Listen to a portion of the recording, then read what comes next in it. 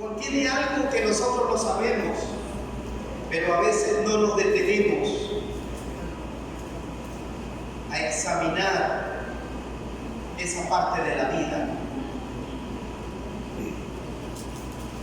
Job capítulo 14 versículo 1 dice: el hombre nacido de mujer. Y nosotros podemos preguntarnos: ¿y qué hombre, qué persona no es nacido de mujer? Tremenda cosa que nos va a impresionar el pastor en esta noche, leyendo el hombre nacido de mujer.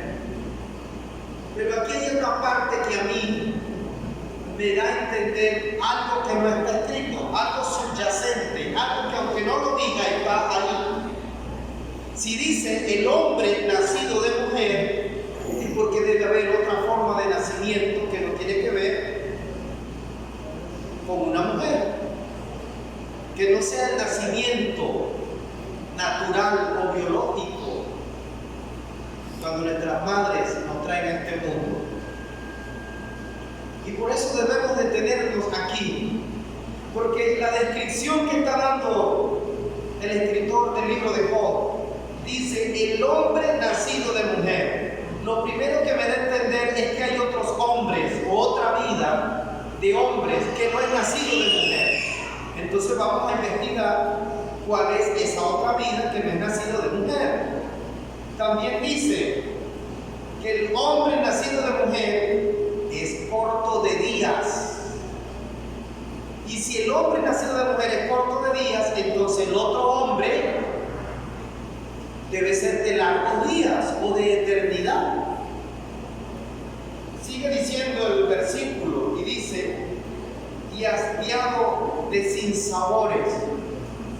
Entonces el otro hombre debe tener una vida rica, sabrosa, una vida que gusta, una vida como salir a pasear, hermano Enrique, un día domingo, salir a pasear con el tanque lleno de gasolina y con dinero para comerse la sopa por allí donde uno quiera, el poquito frío. Debe ser bueno la otra vida que no es nacido de mujer. Porque si dicen que una es corta, entonces la otra es larga. Pero ¿qué le hace que sea largo, que sea buena? Y el versículo 2 dice que el hombre nacido de mujer sale como una flor. Nacemos hermosos, lindos, llenos de fuerza. Somos la esperanza de un padre, de una madre. Somos la esperanza de vida. Pero la Biblia siempre habla de la vida del ser humano como una flor, porque muestra que la belleza de la vida, el gusto de vivir, pero también trae enmarcado que la flor tiene un periodo de tiempo. Y la flor embellece, pero aparte de la flor que no es ornamental, la flor que da origen a un fruto, entonces ese fruto puede continuar y cuando nace el nuevo árbol vuelve a dar flores.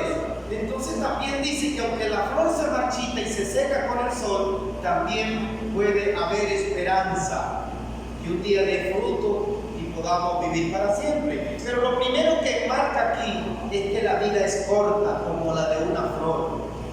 Las flores ornamentales, ¿cuánto puede durar una flor? 5 días, 6 días, y comienza a marchitarse. Y luego se acabó la belleza. Ese es el ejemplo que da la Biblia de la vida del ser humano. Y sigue diciendo: sobre este abre tus ojos y me trae juicio contigo. ¿Quién hará limpio a lo inmundo? Y él mismo responde: nadie. Ciertamente los días están determinados y el número de sus meses está cerca de ti. Pero no dice ni el día de tus años el día de tu vida son años, sino que el escritor dice: es tan corto que son meses. Porque el escritor está diciendo que para la eternidad los años de vida de un ser humano son como meses, como días, como semanas, porque él está pensando en la eternidad de Dios, en la eternidad de Dios, con el propósito que Dios creó al mundo y creó al ser humano, que viva para siempre. Entonces el escritor está diciendo, son tan pocos días o tan pocos meses, pero no fue ese el propósito de Dios. Dios creó al hombre para que viviera para siempre. Amén. Una cosa es vivir para siempre y otra cosa es ser eterno. Dios es eterno y el hombre iba a vivir para siempre, pero dependiendo de comer del árbol de la vida. Pero como el hombre fue expulsado del jardín del Edén, no se alimentó más con el árbol de la vida y entonces vino la muerte junto con el pecado. Y por eso entonces nuestros días se cuentan como meses, como la flor. Y el escritor sigue haciendo similitudes. Él dice, le pusiste límites de los cuales no pasará. Si tú lo abandonares, él dejará de ser. O sea, el ser humano sin Dios tiene sus días contados. Tiene sus límites. No va a trascender. El ser humano sin Dios vivirá solamente la experiencia de vida que pueda desarrollar aquí en este mundo. Aunque hay una determinación de años de longevidad del ser humano, sin embargo no todos llegan al tiempo de vida que Dios estableció.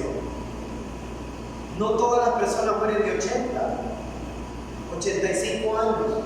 Muchos mueren antes. Y ahora la mayoría está muriendo mucho antes. En el pasado, los hijos enterraban a los padres. Hoy día los padres están enterrando a los hijos. Pocas veces se veía que un padre fuera al velorio o a la sepultura de su hijo, porque se esperaba que el padre muriera de viejo. Pero hoy no es así. Hoy las cosas están cambiando. Cuando nosotros leemos allí en el Génesis, en el capítulo 6 y en el versículo 3, encontramos algo interesante allí en Génesis capítulo 6, versículo 3. Allí encontramos, dice, y dijo Jehová, no contenderá mi espíritu con el hombre,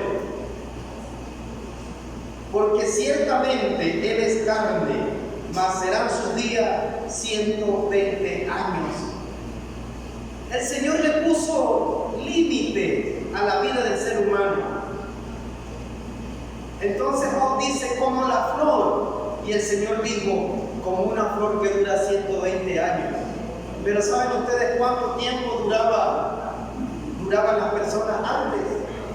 El hombre más longevo, lo leemos allí en el capítulo 5, en el versículo 27, dice, y fueron todos los días de Matusalén 999 años y murió. ¿Cómo leyeron ustedes? 969. Bueno, casi dije eso. Pero lo que está diciendo es que la persona que vivió más años casi llegó a 1000 años. Y por eso en la palabra profética o la palabra poética, cuando leemos en Isaías, dice que en el cielo nuevo y la tierra nueva que Dios va a crear, el niño va a morir ¿de cuántos años? De 1000 años, dice. Pero no es que el niño va a morir, porque eso está escrito en poesía. Lo que está diciendo es que si el hombre más viejo que ha pisado este planeta vivió 969 años, entonces en la tierra nueva 969 años será un bebé de meses. O sea que 1000 años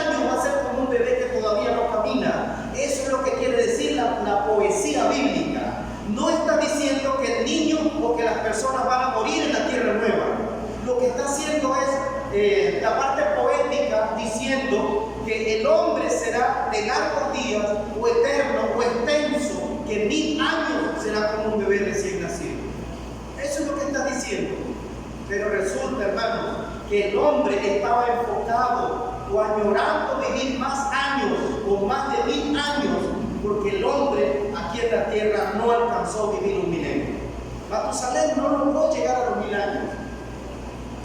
Entonces el hombre siempre añorando vivir más, a tal punto, ¿verdad?, que el hombre ha diseñado métodos para retrasar el envejecimiento, para recuperar la lozanía y, bueno, tantas cosas que hay para someterse, ¿verdad? Y uno ve a personas de 60, 70 años y uno dice, parece de 30, 35.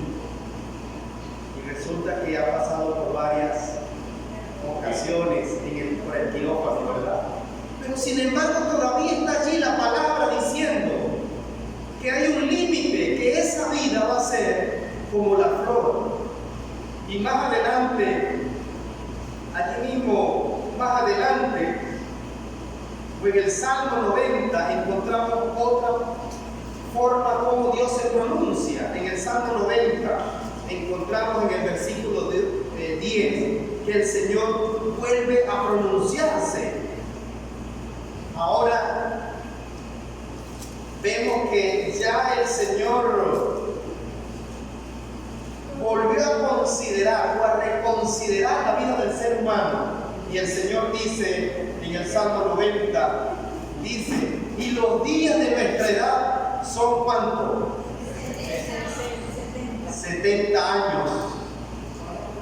Pero es que antes dijo, eran 120, pero ahora se regresa donde David dice, o adelanta hacia donde está David y dice, no, ya no son 120, ya no son 969, 120, pero luego ya no son 120, ahora son 70. Y sin embargo, no lo deja, no solo dice 70, sino que dice, y si en los más robustos son 80 años, y con toda su fortaleza es molestia y trabajo, porque pronto pasan y volamos.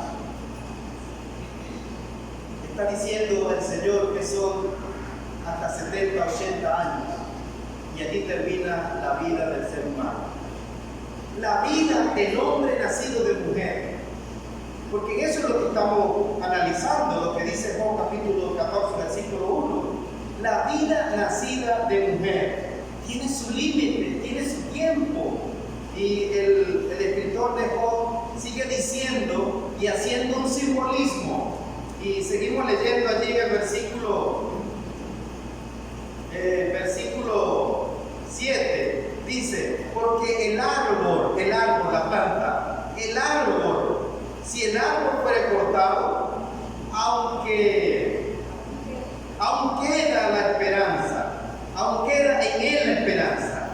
¿Cuál es la esperanza del árbol? Porque puede retoñar cuando caen las primeras lluvias. El árbol vuelve a retoñar y vuelve a salir una mata, un árbol tan frondoso, lleno de vida, y puede dar frutos como el primer árbol. Pero lo que está diciendo el escritor es, el hombre es tan mísero, el hombre nacido de mujer es tan mísero que hasta el árbol tiene más oportunidades que él. Porque si el árbol es talado, puede volver a retoñar, tiene esperanza. Y por eso encontramos más adelante que el escritor dice, el hombre es como el arroyo, es como el manantial, es como el río, que cuando el manantial se seca, se secó y nunca más echa agua. Entonces el escritor dice, bueno, no nos parecemos ni a los árboles, a la flor nos parecemos, porque el árbol tiene esperanza, a la flor. Y luego dice, nos parecemos a los arroyos, a las corrientes de agua del manantial, porque cuando se seca, se secó y ya no hay más agua. Es el hombre nacido de mujer. Y yo quiero decirles que el primer nacimiento del ser humano es nacido de mujer. Todos un día nacimos de nuestra madre. Un 20 de abril me tuvo mi mamá dice ella que fue un día lunes a las 2 de la tarde. Ese día está marcado en mi historia como mi nacimiento. No sé hasta dónde se apagará la flor de mi vida, no sé. Del nacimiento natural, ahora vamos a tratar de comprender el otro hombre, el que no es nacido de mujer. Ahora, hermanos, cuando nos trasladamos al Evangelio de San Juan, encontramos a Jesucristo dialogando con un hombre que comienza a hablar de otro nacimiento. San Juan capítulo 3 dice que había un hombre de los fariseos. Lo primero que debemos dejar enmarcado aquí, cuando dice la Biblia, había un hombre de los fariseos, San Juan capítulo 3, versículo 1, cuando deja claro que era un hombre de los fariseos, le está diciendo un hombre entendido, casi como decir un hombre de ciencia, un hombre de leyes, un abogado, un juez, porque eso era un fariseo. Un fariseo conocía de todo, sabía de todo, era alguien intelectual. Entonces lo primero que leemos allí, había un hombre intelectual, un hombre sabio con conocimiento de la vida, un maestro, un científico, se llamaba Nicodemo. Y dentro de los científicos era uno de los principales, o sea, no era cualquier hombre. ¿Y cuál es la discusión en la que entra este hombre con el Señor? Eso es bueno tenerlo en mente. Si hubiese sido yo que va a discutir, bueno, yo no sé muchas cosas de la vida, pero que vaya un hombre de ciencia a discutir con Jesús. ¿Y cuál es el tema de discusión? Vamos a ver qué sigue diciendo. Dice que este vino a Jesús de noche. Y la razón por la cual va a Jesús de noche tiene que ver por el tipo de hombre que era. Era un hombre intelectual y para él ir de día donde otro hombre tenía que ser un maestro superior. Pero la cultura o los fariseos o los estudiosos del pueblo estaban considerando a Jesús que era un maestro que no había ido a la escuela. Era alguien que tenía un conocimiento muy por debajo que el de ellos. Entonces dice, yo sé que el hombre habla bien, el hombre tiene conocimiento, pero de día no me atrevo a ir porque los que me observen hablando con él de día me van a poner en poco porque estoy hablando con un conocimiento vago, con algo empírico, con algo que no tiene sustento científico. Así que prefirió ir de noche cuando nadie lo viera. Y fue Nicodemo de noche donde estaba Jesús. Pero algo importante es que este hombre de ciencia le dijo a Jesús, Rabí, le dijo maestro.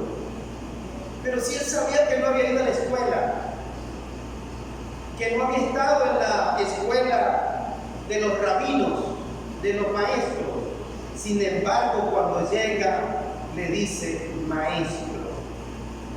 Y luego continúa la conversación diciéndole, sabemos. ¿Quiénes serían los otros que sabían eso? Él incluyó a otros, porque él dijo sabemos. Seguramente en el grupo habían otros que habían discutido de dónde era la procedencia de Jesús. Y tal vez en el silencio, para no ser descubierto, habían aceptado que Jesús había venido del cielo, porque él le dijo, sabemos que has venido de Dios como maestro, porque nadie puede hacer las cosas o las señales que tú haces si Dios no está con él. Esa es la introducción que hace. Reconoce a Jesús como un maestro superior, porque es enseñado no por hombres sino por Dios. Pero ahora entra el tema de discusión. Y Jesús, como conoce los corazones de las personas y no necesita que nadie le cuente nada de nadie, porque él conoce lo que hay en el pensamiento y lo que hay en el corazón, Jesús le dijo, de cierto te digo, que el que no naciere de nuevo no puede ver el reino de los cielos. Y aquí es donde inicia ese nuevo hombre, el hombre que no es nacido de mujer, el hombre que nace siendo viejo, el hombre que Nicodemo no entendía cómo podía nacer. Nicodemo le dijo, ¿cómo puede haciendo bien. Porque Nicodemo estaba pensando en el hombre nacido de mujer y Jesucristo estaba pensando en el hombre que hace las cosas correctamente y de manera perfecta. Jesús estaba pensando en ese hombre transformado, en ese hombre nuevo, en ese hombre que ayer era un amargado, pero hoy es una persona alegre y feliz.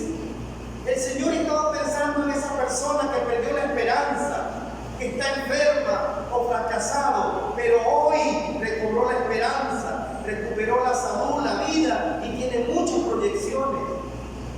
Jesús estaba pensando en aquella persona que lo acepte a Él como Señor y Salvador de su vida, que se bautice y pueda llegar a ser una nueva criatura. Una nueva criatura que comienza a actuar con nuevos pensamientos correctos y perfectos. Decíamos anoche que la perfección en el ser humano es progresiva. No quiere decir que no comete errores, quiere decir que comienza a escalar niveles. El hombre cristiano comienza a escalar niveles, comienza a otro nivel. Y cuando digo el hombre cristiano debe, por norma, debe estar a otro nivel, porque entre los cristianos hay cosas que deben desaparecer, poco a poco o de manera automática, según la oportunidad que la persona le va dando al Señor. Debe desaparecer la mentira, la envidia, el pleito, la ira. Debe generarse el amor por el prójimo. El dolor del otro también es su dolor. Eso es lo que se forma en el hombre que no es nacido de mujer. Porque en el hombre natural es un hombre egoísta, que todo lo que hace en el mundo o en la vida está pensando en él, en su beneficio o en el beneficio de lo que le importa. Pero el hombre que nace de nuevo, del que Jesucristo está hablando aquí, no solamente le importa a la familia, sino le importa a cualquier ser humano que haya nacido en cualquier parte del mundo, pero de manera especial los que son llamados prójimos, que tienen cerca de él. Y eso es lo que Dios quiere, que nosotros no solamente experimentemos el nacimiento de mujer, sino que seamos nuevas criaturas como las que está anunciando aquí el libro de San Juan. Lo que estamos leyendo aquí. Y respondió Jesús y le dijo, el versículo 5, de cierto te digo que el que no naciere de agua y del Espíritu no puede entrar en el reino de los cielos. Y cuando dice de agua y del Espíritu, todavía Nicodemo no está entendiendo el asunto, aunque Nicodemo era un hombre muy sabio. El que no naciere del agua y del Espíritu, ¿cómo es del agua?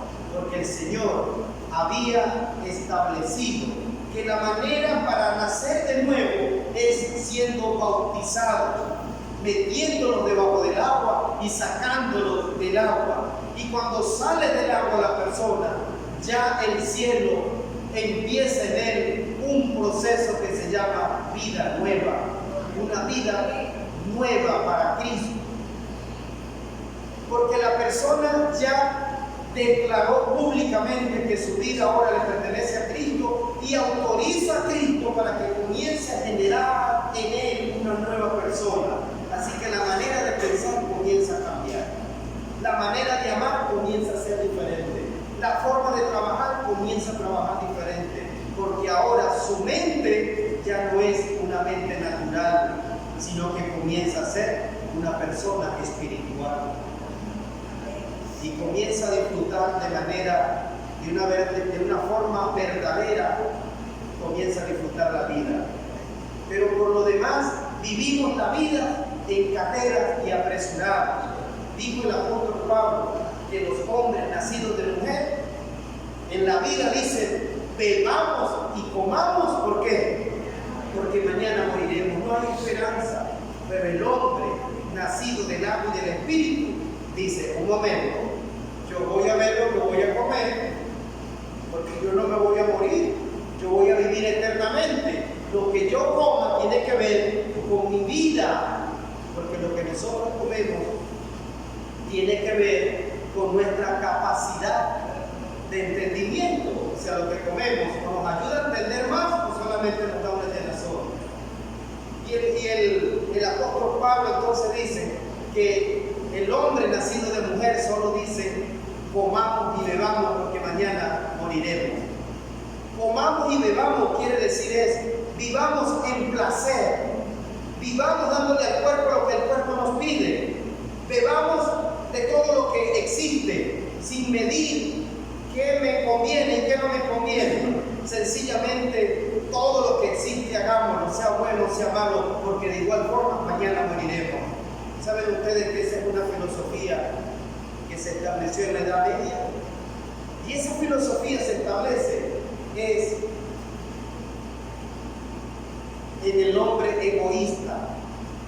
El sentido de comamos y bebamos porque mañana moriremos tiene como base el egoísmo. Pero aquí estamos hablando del hombre nacido del agua y del espíritu. Y a este es que el Señor quiere hacer perfecto. A este hombre nacido del espíritu es ese hombre que el Señor desea edificar, así como dice Primera de Pedro en el capítulo 1, versículo 15 al 19. A ese hombre es que el Señor quiere dedicarle tiempo para que pueda ser cambiado y transformado y experimentar una vida nueva. Primera de Pedro 1, ¿verdad? Del versículo 15 al 19. Fíjense ustedes cómo dice allí, ¿verdad? Dice: como aquel que os llamó es santo. Y esa palabra santo quiere decir apartado. Pueden haber muchos, pero Dios es santo, es apartado de las demás deidades. Dioses hay muchos. Hay muchos dioses en la vida. Los hindúes tienen más de 3.500 dioses. Pero dentro de tantos dioses hay uno que es santo. Ese es el Dios apartado. Y el Dios santo es el Dios creador del cielo y de la tierra. Entonces Pedro dice, el apóstol Pedro dice: así como el que te llamó es santo, dice, tú también, vosotros también debes ser santos en vuestra manera de ¿qué? De vivir. Y cuando dice en vuestra manera de vivir, está diciendo debes actuar correctamente. Y para actuar correctamente debes guardar los mandamientos de Dios. Si notamos lo que sucede, el Señor dice: sé santo porque yo soy santo. Pero esa santidad se va a notar en la manera de vivir. Y la manera de vivir va a experimentar cambios porque le dimos la oportunidad a Dios que haga de nosotros una nueva criatura. Y cuando Dios emprende esa formación nueva en nosotros y acoplamos nuestra vida en armonía con la ley de Dios, que es perfecta, entonces nosotros comenzamos a ser perfectos. Y a medida que vamos conociendo a Dios, entonces nuestra vida va siendo transformada, como dijo el mismo apóstol Pablo, de gloria en gloria. Y cuando Cristo, el Rey de los cielos, aparezca en la nube de los cielos, Él completará lo que nos falte. Dios va a completar la obra que inició en nosotros. Lo que no hayamos alcanzado, si morimos, el Señor nos justificará y completará la obra que inició para decretarnos ciudadanos del reino de los cielos. Amén. Así que cuando resucitemos de los muertos, ya no será para vivir en esta tierra o en este mundo lleno del mal y afectado por el pecado. Cuando resucitemos, será para vivir en lo que describe Apocalipsis 21, donde dice: vi un cielo nuevo y una tierra nueva.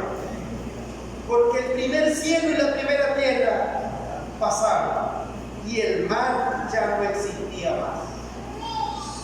El hombre espiritual es el que va a vivir en este cielo nuevo y tierra nueva. nacido de mujer, dice aquí, lo que yo puedo leer en este versículo: vi un cielo nuevo y una tierra nueva.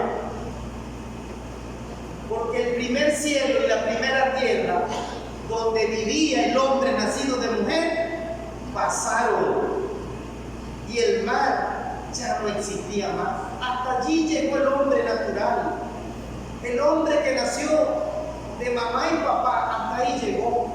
Pero el hombre que Cristo engendró en usted a través del bautismo y del Espíritu Santo y de la permanencia en la fe y en el camino de la vida cristiana, entonces viviremos para siempre en ese cielo nuevo y tierra nueva. Amén. Y allí en verdad sí seremos felices para siempre, porque todo será un largo disfrute, todo será lleno de paz y de maravilla, como en el jardín del Edén, cuando Dios creó el jardín del Edén y colocó a Adán y a Eva antes del pecado, donde vivían libres, pero no existía la muerte ni la enfermedad, no había ladrones, todo era hermoso. Y eso es lo que Dios va a hacer con nosotros. Dios, Jesucristo, ha prometido ir al cielo a preparar un lugar para nosotros, para que en ese lugar donde Él está, nosotros también estemos. Por eso en esta hora quiero preguntar: ¿cuántos quieren permitirle a Dios que forme en usted ese hombre nuevo, nacido del agua y del Espíritu? Seguramente muchos ya nos bautizamos en algún momento en nuestra vida, pero otros todavía les falta dar ese paso para el nuevo nacimiento. ¿Cuántos quieren pedirle al Señor que continúe esa obra que comenzó en usted hasta perfeccionarla? ¿Cuántos? Le pido al Señor en esta hora que siga trabajando en mí, que no se canse hasta transformarme en ese hombre que Él quiere que yo sea, y le doy la oportunidad a Dios para que trabaje en mí. Por eso te invito a ti también a que te entregues a Cristo, a que permitas que Dios haga esa obra de redención en tu vida, para que puedas ya no ser una flor, ya no ser un río, sino que puedas tú ser esa persona que Dios quiere que viva en el cielo nuevo y en la tierra nueva. Por eso, mi querido, quiero pedirte en esta hora que si sientes el deseo de vivir para siempre con el Señor, que te pongas en pie y vamos a orar. Vamos a pedirle a Dios, que a pedirle al Señor que esté con nosotros. Señor Dios y Padre, en esta hora nos encontramos aquí en tu casa de oración. Podemos ver claramente que nuestro nacimiento natural tiene límites. La primera vez dijiste que iban a vivir 120 años. Después lo bajaste a 80 años. Pero ahora, Señor, no nos importa el tiempo que vamos a vivir. Solamente queremos vivir contigo, porque contigo viviremos por la eternidad. Por eso, Padre, crea en nosotros un nuevo corazón. Crea en nosotros un nuevo hombre, una nueva mujer que sea capaz de amarte y de hacer el bien. Nos colocamos en tus manos para que con tu Espíritu Santo nos transformes y nos permitas iniciar una nueva vida en el día de hoy. En el nombre de Jesucristo te lo pedimos. Amén. Amén.